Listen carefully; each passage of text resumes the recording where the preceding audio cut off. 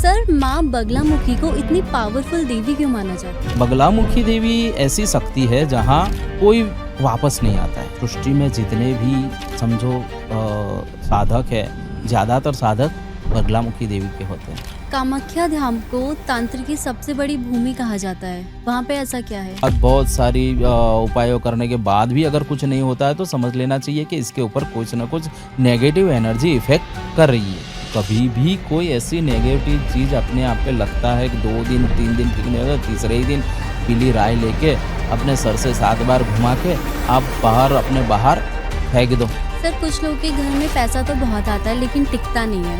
देखो, कई लोग ऐसे आते हैं और मुझे बोलते हैं हम लोग बहुत मेहनत करते हैं, हमारे परिवार में 4 जन कमाने वाले हैं, फिर भी हमें कर्जा पीछा नहीं छोड़ता है। कभी कभी जिंदगी हमें वहाँ ले आती है जहाँ पे हम मेहनत तो बहुत करते हैं लेकिन नतीजा कहीं नहीं आता।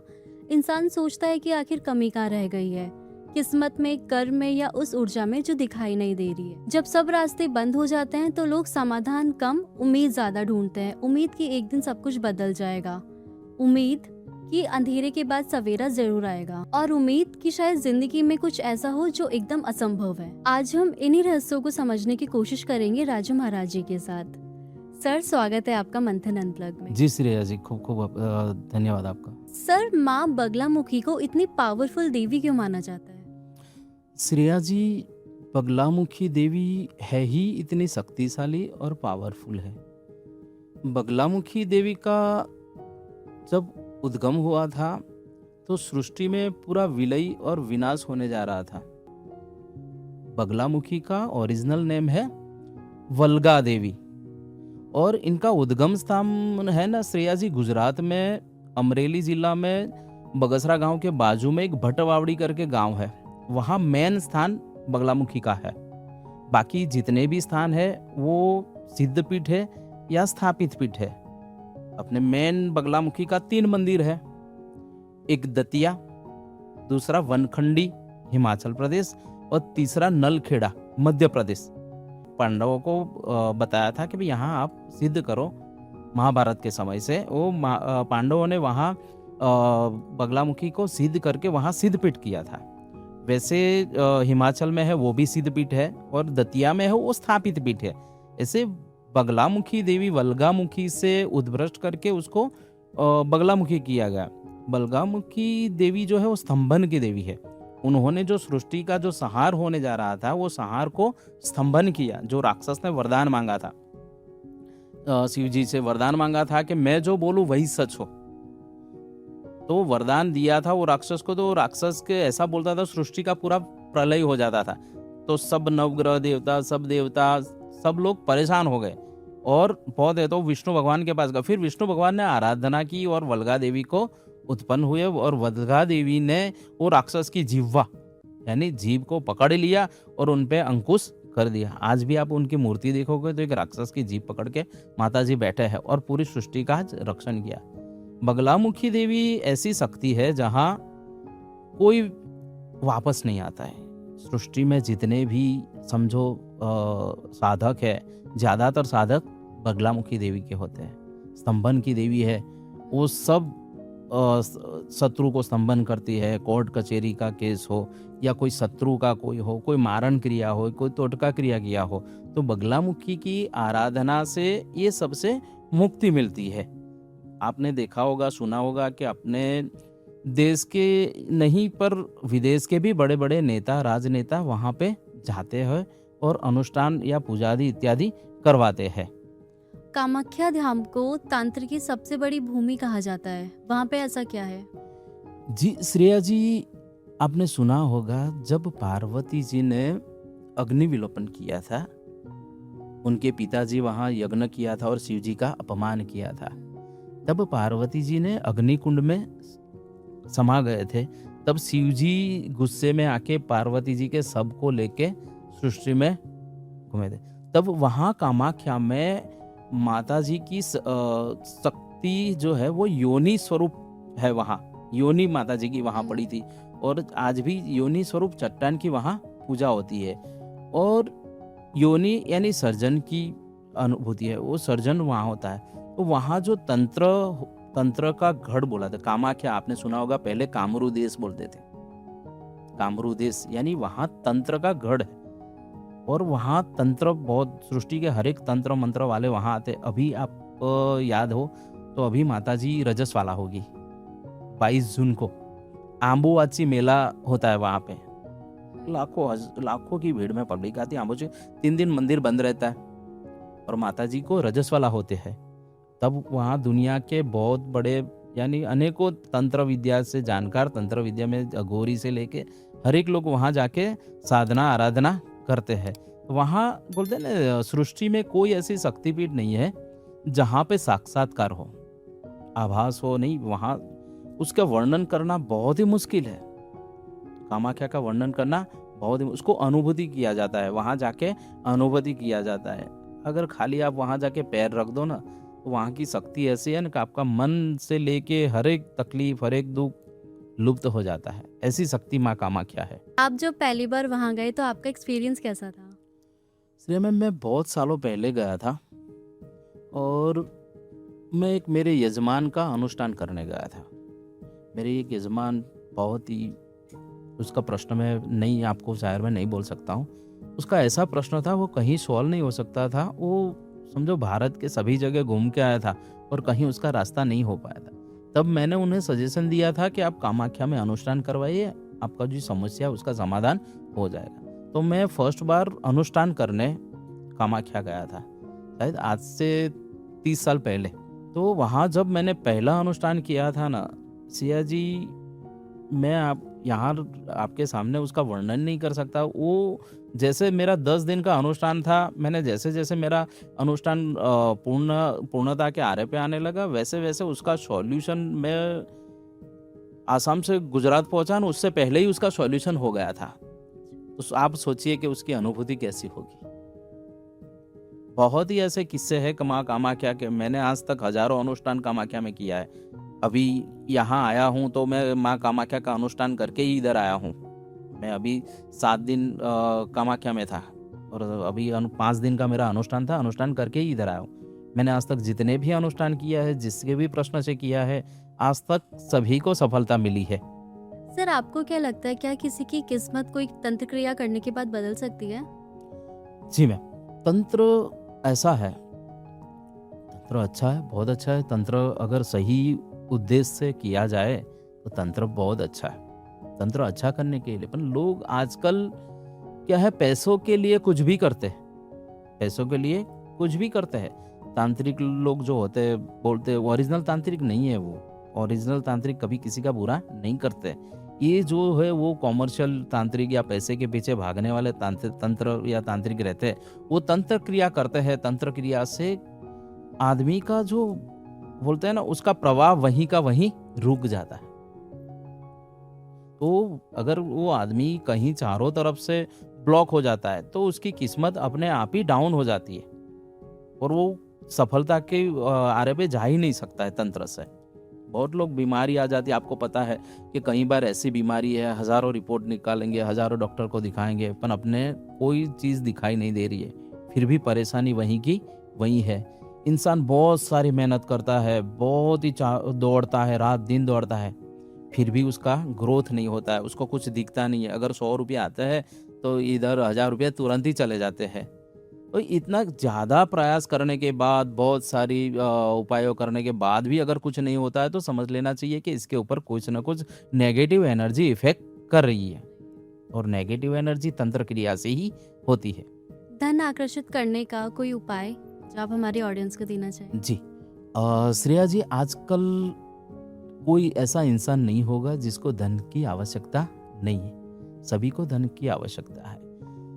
लोग बोलते हैं कि भाई ऐसे आध्यात्मिक उपायों से या धार्मिक उपायों से धन कैसे बारिश होगा।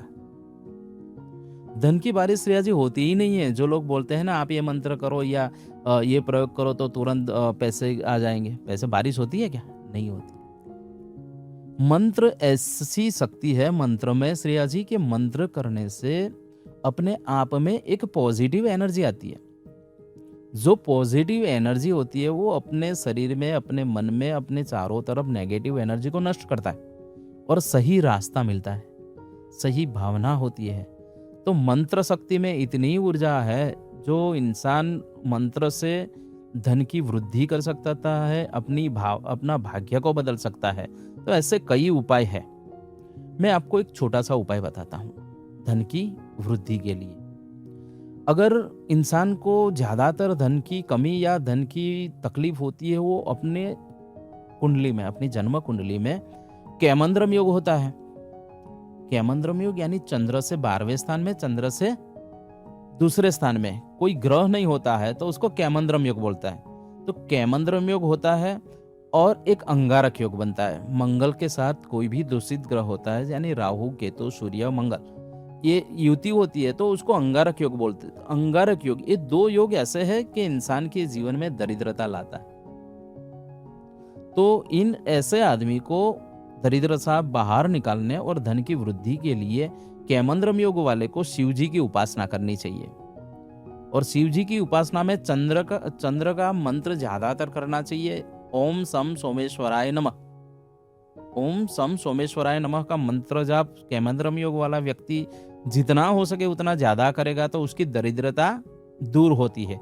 वैसे ही अंगारक योग होता है। अंगारक योग वाले को मंगलवार का उपवास करना चाहिए, गेहूं उबाल के गाय को खिलाना चाहिए और ओम भौमाय नमः के मंत्र जाप करना चाहिए और मंगल के स्टोन को धारण करना चाहिए। तो इससे उसकी धन की वृद्धि होती है और उसका भाग्य बदल जाता है।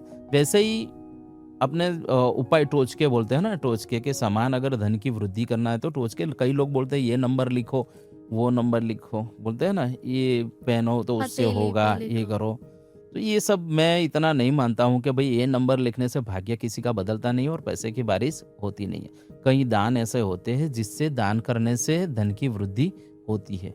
पीपल का पेड़ है, पीपल के पेड़ पे आप शक्कर और नारियल का बूरा दोनों मिक्स करके हर बुधवार को पीपल के जड़ के पास छोड़ाओ और वहां प्रार्थना करना है, विष्णु भगवान का स्मरण करना है और ओम पीताम्बराय नमः का मंत्र जाप करके वो पीपल की 7 प्रदक्षिणा करनी है और वो जो पत्ते के ऊपर कोपरे का बूरा और चीनी लेके मूल के ऊपर रख देना है।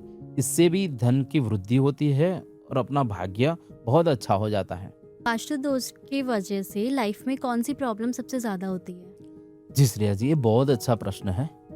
आजकल आप देखते होंगे सोशल मीडिया पे वास्तु एनालिसिस के लिए बहुत सारे ऐड आते हैं, बहुत सारे लोग, और समझो ना बहुत बड़े बड़े लोग भी वास्तु का विवरण बता रहे हैं, वास्तु दोष से ये होता है। हाँ, वास्तु होना बहुत सही होना बहुत ज़रूरी है। कई बार वास्तु के ऐसे दोष होते हैं जैसे कि ब्रह्मस्थान गलत होना और पश्चिम और उत्तर के बीच का कोना दूषित होना और ईशान कोना हैवी होना और टॉयलेट ब्रह्मस्थान के आसपास हो। तो ये सब दोष ऐसे होते हैं जिससे दरिद्रता और अनेकों ऐसी बीमारी है वो कभी घर छोड़ के जाती नहीं है। लंबी लंबी बीमारी होती है, घर में कितना भी दवाई करो तो रोज आज एक जन को अच्छा हुआ है तो कल दूसरे को बीमार होगा, कल तीसरे को होगा, कल चौथे को होगा। ऐसे बीमारी घर से हटती नहीं है। तो क्या है श्रेया जी, आज इतनी महंगाई है ना कि एक इंसान पूरी लाइफ में घर एक ही बार ले सकता है। उसको हम बताएंगे कि ये घर सही नहीं है, आप इसको छोड़ दो और दूसरे घर में जाओ, तो बेचारे की जिंदगी निकल जाती है, वो कहाँ से जाएगा। तो मैं ऐसे लोगों को सलाह देता हूँ कि एक छोटा सा उपाय है, घर में रोज सरसों के तेल का दिया जलाओ, 4 वाट वाला, पनिहारी पे किचन में एक सरसों का तेल का दिया जलाओ 4 वाट वाला, उसमें थोड़े से काले तिल डाल दो और अपने पितरों का स्मरण करें। तो इससे घर में जितने भी वास्तु दोष होते हैं ना, वो वास्तु दोष की नेगेटिव एनर्जी इफेक्ट नहीं करती है। और दूसरा उपाय है कि घर में ब्रह्मस्थान बना लो, ब्रह्मस्थान बना के उसमें एक वास्तु प्लेट आती है, वो वास्तु प्लेट लगवा दो, घर के सारे वास्तु दोष नष्ट हो जाते हैं और अपने आप पॉजिटिव एनर्जी आ जाती है और जितने भी तकलीफ दुख दर्द है वो सब खत्म हो जाते हैं। नेगेटिव एनर्जी किसी की हेल्थ बहुत ज्यादा खराब कर सकती है। श्रेया जी सही है, क्योंकि नेगेटिव एनर्जी, अब किसको नेगेटिव एनर्जी बोलते हैं? कभी सोचा है कि नेगेटिव एनर्जी किसको बोलते हैं? बुरी नजर। बुरी नजर। नजर ऐसी होती है कि इंसान बुरा नहीं होता है, कभी किसी की सोच ऐसे बुरी अपने लिए होती है तो वो नेगेटिव एनर्जी अपने पे लग जाती है। जैसे कि तंत्र क्रिया होती है वो भी नेगेटिव एनर्जी होती है। कोई प्रेत की छाया हो जाती है, कहीं कोई नेगेटिव एनर्जी वहाँ अपना पैर हो जाता है, तो ये सब चीज़ नेगेटिव एनर्जी होती है। और अपने आप पे नेगेटिव एनर्जी होने से पूरा माइंड अपना नेगेटिव होता है। माइंड अगर नेगेटिव होता है तो समझ लेना पूरे बॉडी पे उसकी इफेक्ट नेगेटिव होती है। अगर आप एक चीज़ नेगेटिव सोचने लग जाओगे ना, तो 2 दिन बाद आप में अपने आप सब नेगेटिव होना चालू हो जाएगा। तो नेगेटिव एनर्जी अपनी भी होती है, कहीं औरों से होती है, और बाहर तंत्र क्रिया से भी नेगेटिव आ जाती है। तो हम ऐसा चाहते हैं कि भाई हर एक लोग नेगेटिव एनर्जी को दूर करने के लिए कहाँ-कहाँ भटकते हैं, कहीं-कहीं वो तंत्र के पास जाते हैं, कोई कहीं माताजी आती है, देव आते हैं, वहाँ जाते हैं, दरगाह पे जाते हैं। मैं सबको एक ही चीज़ बोलता हूँ, कभी भी कोई ऐसी नेगेटिव चीज़ अपने आप पे लगता है कि 2 दिन 3 दिन ठीक नहीं होता, तीसरे ही दिन पीली राय लेके अपने सर से 7 बार घुमा के आप अपने बाहर फेंक दो। अपने आप नेगेटिव एनर्जी दूर हो जाएगी और अपने में पॉजिटिव आ जाएगी। क्या आपके पास कभी कोई ऐसा केस आया जिससे आप भी शॉक हो गए हो? जी श्रेया जी, मेरे पास आज तक लाखों केस आया, क्योंकि मुझे इस फील्ड में 36 साल हो गए। मैं 36 साल से फील्ड में हूँ और बहुत सारे ऐसे केस आए हैं जिससे शौक तो हो ही जाते हैं, पर अपना दिमाग है ना ब्लॉक सुन मार देता है कि भाई ऐसा भी हो सकता है। मैं आपको 2003 का केस सुनाता हूँ। 2003 में नवसारी से एक लड़के को मेरे पास लाया गया था। 4 जन वो चद्दर में झोली बना के 4 जन चद्दर में झोली बना के उसको उठा के मेरे पास हॉस्पिटल से डायरेक्ट लाए थे। तो वो लड़के को मैंने देखा तो वो डॉक्टर बोलता था उसको टीबी है, लंग्स में टीबी है, इसके लिए ये खड़ा नहीं होगा और अच्छा नहीं होगा, ऐसा डॉक्टर ने बोल के उसको छुट्टी दे दी थी। तो डायरेक्ट मेरे पास लाए थे। आज भी वो लड़का जिंदा है, 4 बच्चों का बाप है नवसारी में। वो लड़के को मैंने देखा और तुरंत ही मैंने उसके परिवार को बोला कि इसकी माँ तो मर गई है। तो बोले हाँ मर गई है। तो बोले उसका क्या? मैंने बोला जो उसकी माँ मर गई है ना, उसी की आत्मा इसमें है, ये लड़के में उसी की आत्मा है। वो आत्मा इसको खाए जा रही है और इसको खड़ा नहीं होने देगी। श्रेया जी 15 मिनट में उसका निवारण किया। 15 मिनट में लड़का खड़ा हो गया। मेरे घर पे 2 बच्चे और हम 2 है, दोनों का खाना बनाया था। हम सबका खाना वो अकेला खा गया और चल के घर पे गया। वो 1.5 साल से हॉस्पिटल में था। कहने का मतलब है कि बीमारी हो तो डॉक्टर ही काम करता है। अगर ऐसी कोई आत्मा हो या तंत्र क्रिया हो तो उसका तो निवारण या उपाय उसका करना ही पड़ता है। ऐसे बहुत सारे किस्से हैं। एक ऐसा किस्सा था मेरा, मैं रात को 1:30 बजे मुझे एक भाजपा का बहुत बड़ा था, उसका नाम नहीं बता सकता मैं, वो मुझे लेने आए रात को 1:30 बजे और सूरत की केपी संघवी हॉस्पिटल में मुझे ले गया। वहाँ एक लेडी थी, आज भी जिंदा है, उसकी बच्ची है। तो वो लेडी थी, मैंने उसको ब्रेस्ट के ऊपर 17 होल्स गिराए थे और डॉक्टर ने उस टाइम बोल दिया था कि इनको घर पे ले जाओ, अब ये कुछ नहीं है। तो मैं गया, मैंने देखा तो और उनको बोला कि भैया कुछ नहीं होगा, 20 दिन में ये चलती हो जाएगी और अपने घर पे डिस्चार्ज होके आ जाएगी। तो वहाँ जो ड्यूटी पे डॉक्टर था, आज सूरत में बहुत बड़ा डॉक्टर है, तब वो असिस्टेंट में था, वो डॉक्टर बहुत बड़ा हार्ट का डॉक्टर है, सूरत में प्रख्यात है। उसने मुझे 2 तमाचे मारे और बोला सब पैसा एकने का काम है, आप इसको ले जाओ और आप कल सुबह ले जाके जला दो। मैं बोला था कुछ नहीं होगा, आप 15 से 20 दिन हॉस्पिटल में रखो, ये अच्छी हो जाएगी। जब 14वें दिन उन्होंने आंख खोली और लिक्विड देना चालू किया तो वही डॉक्टर ने मुझसे माफ़ी मांगी थी। आज भी वो लेडी जिंदा है और उसकी एक बच्ची भी है। सर कुछ लोगों के घर में पैसा तो बहुत आता है लेकिन टिकता नहीं है, इसके पीछे क्या कारण है? देखो कई लोग ऐसे आते हैं और मुझे बोलते हैं हम लोग बहुत मेहनत करते हैं, हमारे परिवार में 4 जन कमाने वाले हैं, फिर भी हमें कर्जा पीछा नहीं छोड़ता है, हम दिन ब दिन हमारा कर्जा बढ़ता जाता है। कई ऐसे लोग हैं, बहुत सारे लोग हैं। मेरे पास दिन में 500 लोग आते हैं ना, 500 में से समझो 400 लोग ऐसे केस लेके आते हैं। तो इसका कारण, सबसे बड़ा कारण ये है कि आजकल लोग भागदौड़ की ज़िंदगी में अपने पितरों को, अपने पूर्वज को भूल गए हैं। सब लोग को पास टाइम नहीं है, कमाने का टाइम है, खाली अपने पूर्वज को याद करने का टाइम नहीं। पहले के ज़माने में क्या था कि पूर्णिमा आती है या कोई अच्छा त्योहार आते हैं तो अपने पूर्वज के नाम से कुछ ना कुछ निकाल के दान करते थे। पहले के ज़माने में कुछ ना कुछ दान करते थे। श्राद्ध का आता है तो हर एक श्राद्ध, कैसा भी काम हो, काम छोड़ के अपने पितरों का श्राद्ध करते थे। आज तो बोले अमावस्या को कुछ भी कर देंगे, किसी महाराज को फ़ोन कर देंगे, सीधा दे देंगे, श्राद्ध हो जाएगा। तो ये सब वजह से आज सबके घर में पितृदोष होता है। अगर किसी को भी ऐसा लगता है कि मेरे घर में बीमारी पीछा नहीं छोड़ती है, मेरे घर में इतना मेहनत करने के बाद, इतना पैसा कमाने के बाद भी पैसा नहीं टिकता है, उसको मैं सजेस्ट करूंगा कि आप नारायण बलि श्राद्ध या पंच बलि श्राद्ध अवश्य करवा ले, जिससे ये समस्या आपकी संपूर्णतः खत्म हो जाएगी। क्या बिना गुरु के कोई भी तंत्र करना खतरनाक हो सकता है? ये ऐसा है ना कि डॉक्टर को दिखाए बगैर घर पे चाकू लेके सर्जरी करने जाएंगे तो क्या होगा? उसकी इफेक्ट गलत हो जाएगी। डॉक्टर के बगैर सर्जरी नहीं कर सकते हम। और आराधना और साधना में बहुत फर्क है। आराधना हर एक व्यक्ति कर सकता है, कोई भी रास्ते चलते आदमी आराधना कर सकता है, जिसको आराधना को हम नाम स्मरण बोलते हैं। और साधना ऐसा है, वो पर्टिकुलर एक स्टेज है।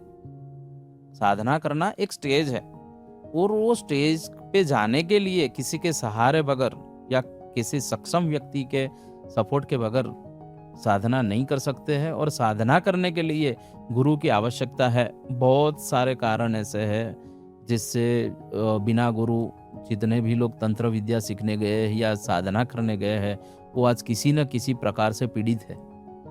बहुत सारे लोग हैं। मुझे बहुत रोजाना नहीं तो 200 फ़ोन तो ऐसे ही आते हैं कि आप हमें ये विद्या सिखाओगे।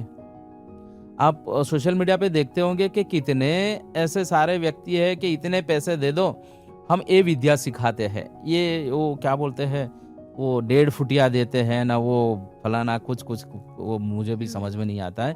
तो ये सब देते हैं, तो पैसा बोला लाख रुपया देंगे ना तो ये विद्या दे देंगे, 1.5 फुटिया तुम्हें दे देंगे। यह सही है? मुझे 14 साल लगे थे ये सब चीज़ को सीखने में। वो भी मेरे नाना बहुत माहिर थे। मेरे नाना जी बहुत माहिर थे विद्या में, और इनके पास बहुत नॉलेज था। पूजा करने हम जाते थे, मैं छोटा सा था, 4-5 साल का था, उनका हाथ पकड़ के गांव में पूजा करने जाते थे। सामान है ना पूरा अद्दर हवा में आता था, सामान हवा में आता था। वो मेरे गुरु थे और मेरे नाना थे। उनके सपोर्ट से ही मैं आज जहाँ पे हूँ, जो भी हो उनके वजह से हूँ। बिना गुरु कोई भी विद्या या कोई भी साधना की नहीं जा सकती, वो जोखिमकारी है। और ऐसा कोई विद्या जो सोशल मीडिया पे मैं सबको बोलता हूँ कि किसी के पास मत जाओ और किसी के चक्कर में मत आओ कि जो बोलता है कि मैं ये विद्या सिखाता हूँ, वो विद्या सिखाता हूँ, वो सब फ्रॉड है। वो सब फ्रॉड है। इस चक्कर में मत पड़ो। सही गुरु मिलने से विद्या सीखी जा सकती है। तो सही और गलत हम कैसे पहचाने? फर्क पड़ता है ना, क्यों नहीं बोलते? क्योंकि सोशल मीडिया पे तो हर कोई अघोरी है, हर कोई एस्ट्रोलॉजर है। अरे एस्ट्रोलॉजर सोशल मीडिया पे जितने हैं, आप देखना, आप फोन 10 एस्ट्रोलॉजर को कॉल करो, एक बार कॉल करोगे ना, सामने से 10 बार आपको कॉल करेंगे। एक बार कॉल करोगे, आपको सामने से 10 बार कॉल करोगे। अगर मैं इतना मानता हूँ, मैं मेरी विद्या पे गर्व करता हूँ कि अगर मेरे पास नॉलेज है ना तो कस्टमर सामने से आएंगे। मुझे सोशल मीडिया पे ऐड करने की या किसी को बुलाने की ज़रूरत नहीं है। मैं सामने से किसी को कॉल नहीं करता हूँ। मेरे पे रोज़ फॉल आते हैं। आप मेरे मैसेजेस देखोगे ना, लोग मेरे पे चिढ़ाते हैं, महाराज जी मैं 1 महीने से आपको मैसेज किया हो, आप जवाब नहीं दे रहे। तो मैं प्रॉपर काम करता हूँ। मैं सबको बोलता हूँ कि आप टेंशन मत करो, 2 महीने के बाद मैं जवाब दूंगा, पर आपके सही के लिए दूंगा। नहीं कहीं किसी के पास गलत पैसा लेता हूँ। आज भी मेरे पास कितने भी फ़ोन, 80% लोग मुझे 1 रुपया भी नहीं देते। 1 रुपया, सिंगल रुपया 80% लोग नहीं देते, फिर भी मैं उनका काम कर देता हूँ। सही और गलत में फ़र्क यही पड़ता है कि वो अगर गलत है ना, वो लालची होगा। आप उसके पास अपनी मजबूरी दिखाएंगे तो बोले ये कराओगे तो ही होगा, वो सही नहीं होता है। सही इंसान कौन होता है? वो प्रोफेशनल होता है, इमोशनल होता है। इमोशनल जो ज्योतिष एस्ट्रोलॉजर जो है ना, वो इमोशनल होगा ना, वो सही होगा। और आपकी समस्या को पूरा समझेगा, आपको समझेगा, आपकी परिस्थिति को समझेगा। उसको पता है कि आपके पास 5 रुपया है कि नहीं। अगर आपको खर्चा करने के लिए बोलेगा ना तो बोलने से पहले सोचेगा। क्यों? उसको पता है कि आपकी परिस्थिति क्या है, आप किस समस्या में जूझ रहे हो, प्रॉपर आप कहाँ हो, किस वे पे हो। तो वो एस्ट्रोलॉजर कभी आपसे पैसा नहीं मांगेगा, वो आपको राह दिखाएगा। मैं कई लोगों को बोलता हूँ आपका काम हो जाए ना तब मुझे देना पैसा, टेंशन मत करो। तो ये सही है। ये जितने भी ऐड देते हैं ना, प्रलोभन देते हैं, 24 घंटे में हो जाएगा, 32 दिन में हो जाएगा, 30 दिन में, ऐसा कोई जादूगर इस दुनिया में है ही नहीं। ज्योतिष एक साइंस है, वो सही रास्ते से चलो, ज्योतिष के गाइडेंस लेके जो रास्ता है उस तरह से चलो, अपनी समस्या अपने आप खत्म हो जाती है। जादू ज्योतिष कोई जादूगर नहीं है, कोई ज्योतिष जादू नहीं कर सकता है, वो एक रास्ता दिखा सकता है।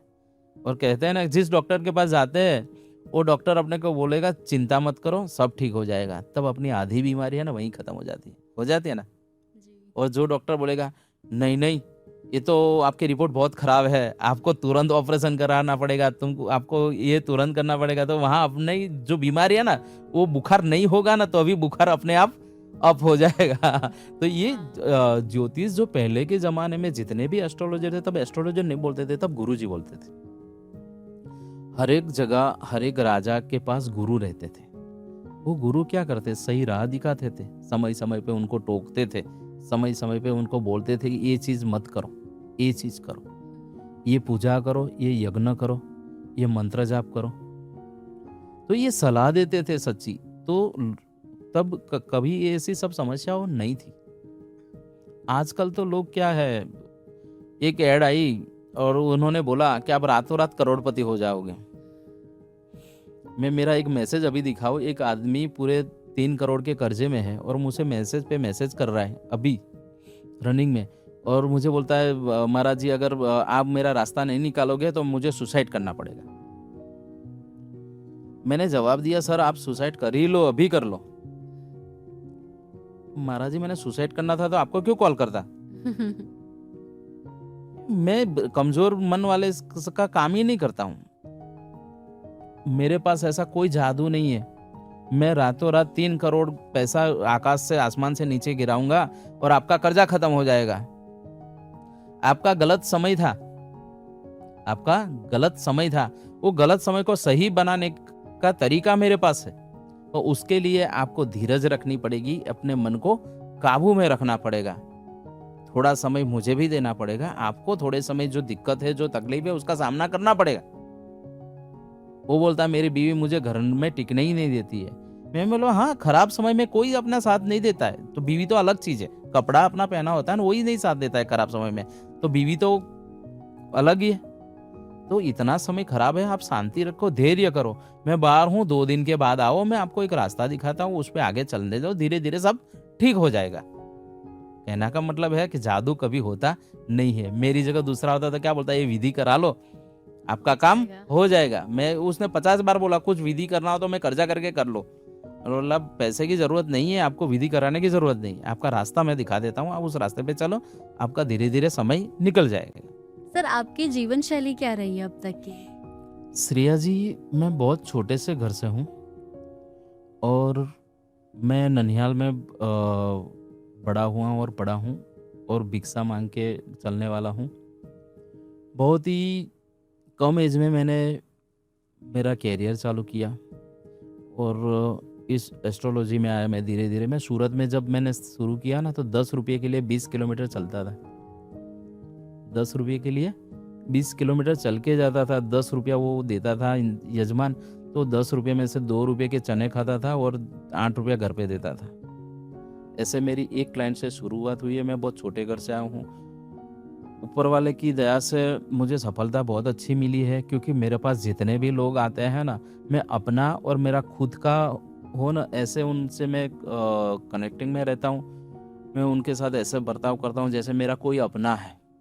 मैं उनकी समस्या को बाद में सुनता हूँ, पहले उनको संभालता हूँ, उनको संभालने के बाद मैं उनकी समस्या सुनता हूँ और समस्या सुन के उनको सही राह दिखाता हूँ जिससे उनकी समस्या भी हल हो जाए और उनको सांत्वना मिल जाए और उनमें हिम्मत आ जाए। क्योंकि समस्या लेके तो हर एक लोग कहीं पर जाते हैं।